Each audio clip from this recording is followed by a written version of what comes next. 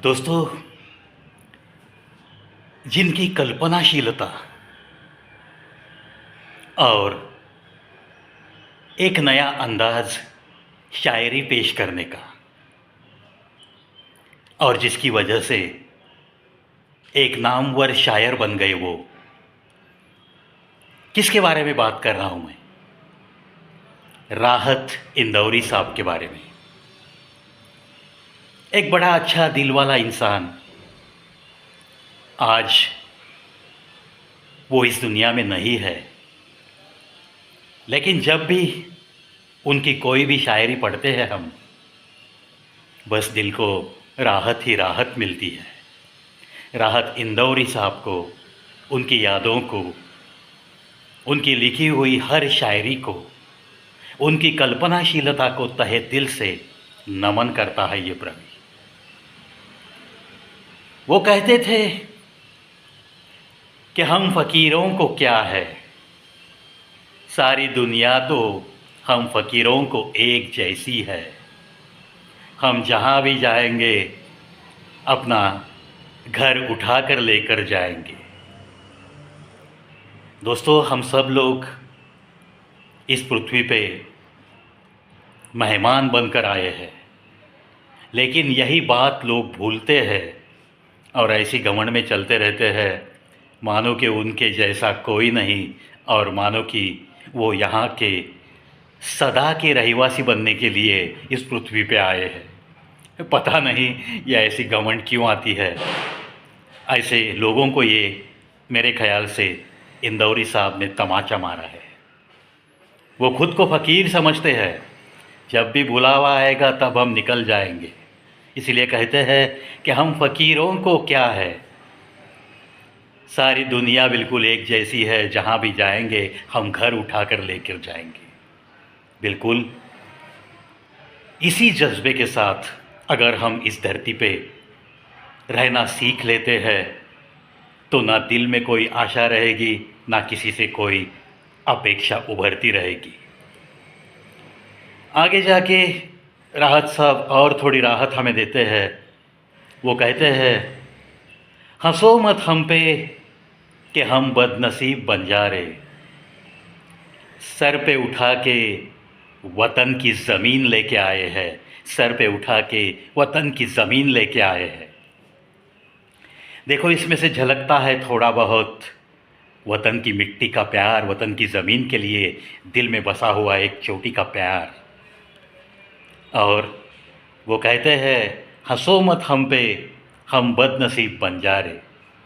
इस धरती पे तो हम बस बंजारे ही हैं।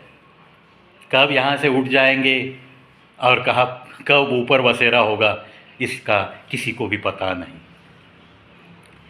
जाओ तुम्हारे मुर्दे कहीं और जाके दफनाओ, जाओ तुम्हारे मुर्दे कहीं और जाके दफनाओ, इस ज़मीन को हम आबाद करना चाहते हैं। देखो दोस्तों, अभी अभी जो पहलगाम का टेररिस्ट अटैक हुआ है, उसके साथ मैं ये शायरी थोड़ी बहुत कनेक्ट करता हूँ और इसी से रिलेटेड, इस हादसे से रिलेटेड एक शायरी भी आपको सुनाऊंगा।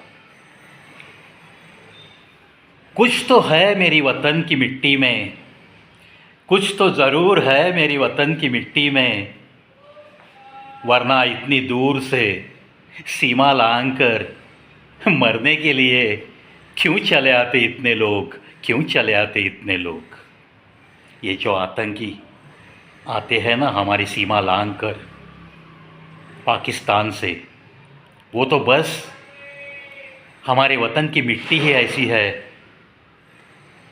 कि उन्हें यहाँ आकर मरना बहुत पसंद आता है, बहुत पसंद आता है। इसमें से एक देशभक्ति भी है और एक इशारा भी है। सीमा लांघ कर अगर आओगे तो ज़िंदा वापस नहीं जाओगे, ये एक छोटा सा इशारा भी है। और हमारे राहत साहब कहते हैं, जाओ तुम्हारे मुर्दे कहीं और जाके दफनाओ, इस ज़मीन को हम आबाद करना चाहते हैं। यह हमारे वतन की मिट्टी है, ये हमारा वतन है। यहाँ अगर कोई भी आएगा और मुर्दे दफनाने चाहेगा तो उसे हम ज़रूर अटकाव करेंगे, उसे हम रोकेंगे, उसे ज़रूर कहते रहेंगे कि जाओ कहीं और जाके अपने मुर्दे दफनाओ, इस ज़मीन को हम आबाद करना चाहते हैं। बुलंदियों के बारे में राहत साहब का एक कहना अक्सर रहता था, बुलंदियों के सफ़र में ये याद आता है कि ज़मीन मेरा रास्ता देख रही है।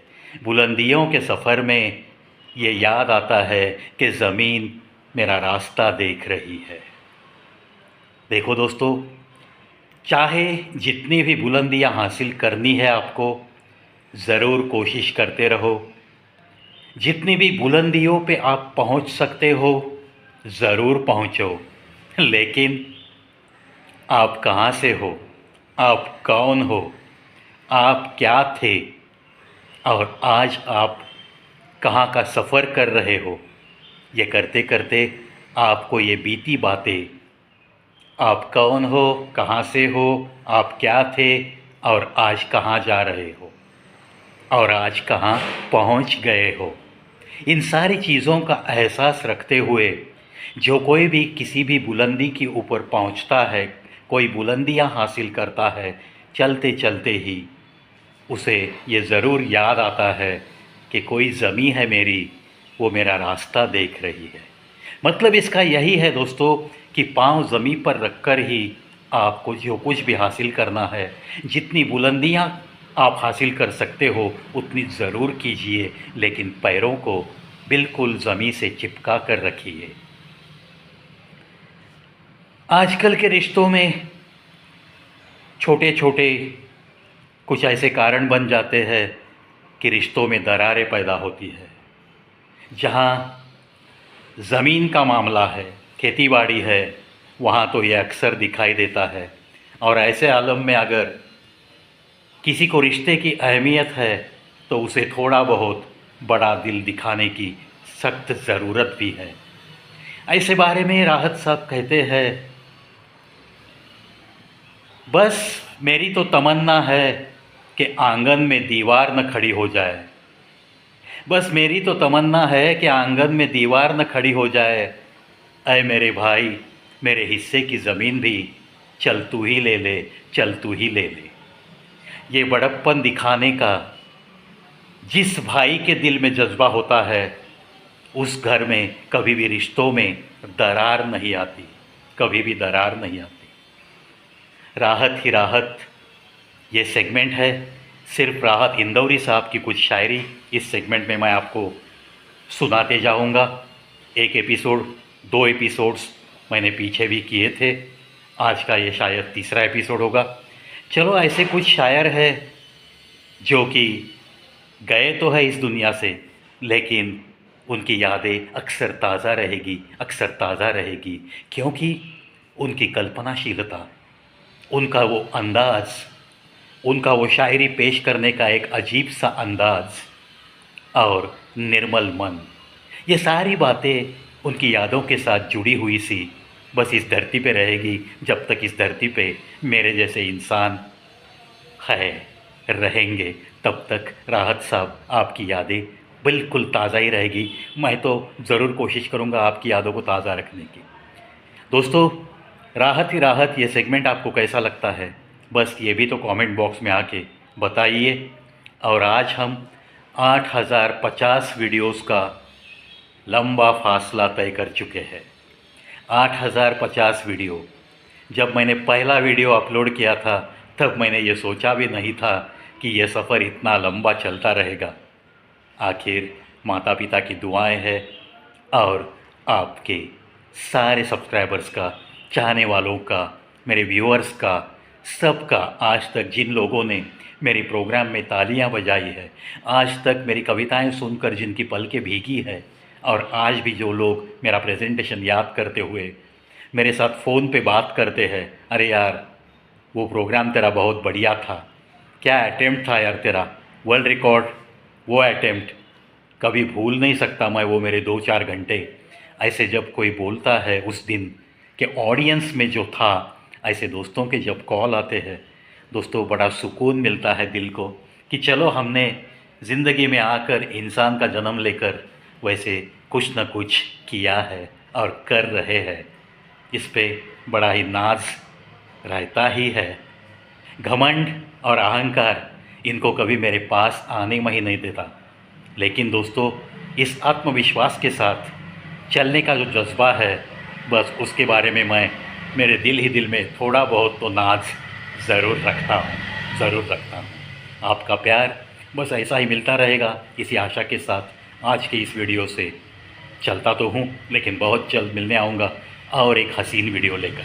तब तक मस्त रहिए, खुश रहिए, मुस्कुराते रहिए दोस्तों। मुस्कुराने के लिए कोई कर्जा नहीं लेना पड़ता।